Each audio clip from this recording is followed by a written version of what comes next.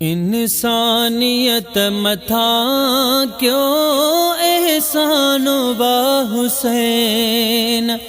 इंसानियत मथा क्यों एहसान वा हुसैन। नाने जदीन ता थियो, नाने जदीन ता थियो कुर्बान वा हुसैन। इंसानियत मथा क्यों एहसान वा हुसैन। हो ज़ालिम जी कई न बैयत सिरड़ो डई वयो। ज़ालिम जी कई न बैयत सिरड़ो डई वयो। करबल जे पिड़ बुधायो सुल्तान वा हुसैन। इंसानियत मथा क्यों एहसान वा हुसैन। इंसानियत मथा क्यों एहसान वा हुसैन। नाने जदीन ता थियो, नाने जदीन ता थियो कुर्बान वा हुसैन। इंसानियत मथा क्यों एहसान वा हुसैन। हर चीज खे लुटाए इस्लाम दई वयो। हर चीज खे लुटाए इस्लाम दई वयो।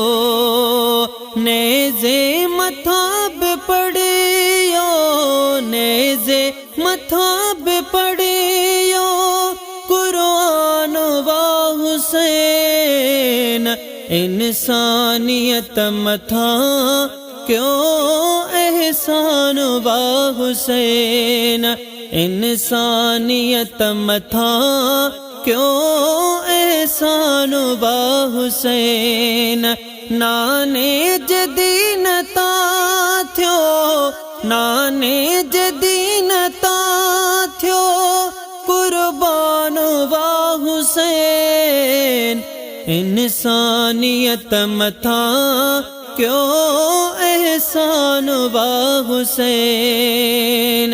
हर डाढ़ ऐं जबर सां डहकाउ थी विढ़ियो। हर डाढ़ ऐं जबर सां डहकाउ थी विढ़ियो। सब्र ऐं तहमुल जो, सब्र ऐं तहमुल जो ऐलान वा हुसैन। इंसानियत मथा क्यों एहसान वा हुसैन। इंसानियत मथा क्यों एहसान वा हुसैन। नाने जदीन ता थियो, नाने जदीन ता थियो कुर्बान वा हुसैन। इंसानियत मथा क्यों एहसान वा हुसैन। हो क़यामत ताईं हुसैनण आशिक संभारबो। क़यामत ताईं हुसैनण आशिक संभारबो। मौला जी दिल जो टुकड़ो, मौला जी दिल जो टुकड़ो ऐं जान आ हुसैन। इंसानियत मथा क्यों एहसान वा हुसैन। नाने जदीन ता थियो, नाने जदीन ता थियो कुर्बान वा हुसैन।